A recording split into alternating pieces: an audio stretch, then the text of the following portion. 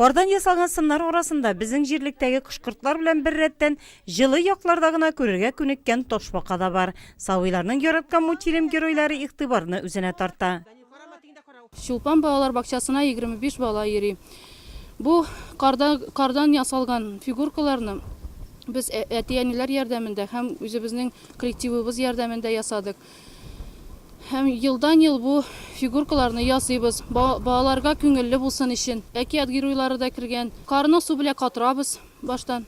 Аннары бит инде матур сыннар ясап, буйыйбыз. Төрле краскалар ярдәмендә сиптереп. Кыш бабай да үзен сагынып көткән балалар бакчасына килде, кулында әтәче. Сабыйларның кызыксынулары көчле, йорт кышын тотып та, сыйпап та карыйлар. Кызыксынып сораулар да бирәләр. Үзләре дә Кыш бабайга бүләк итеп шигырьләр өйрәнгәннәр. Безгә бу фигуралар бик кысай. Без анда уйныйбыз. Безгә килгән Кыш бабай яңая алып килгән капчыгына күп итеп бүләкләр салып килгән.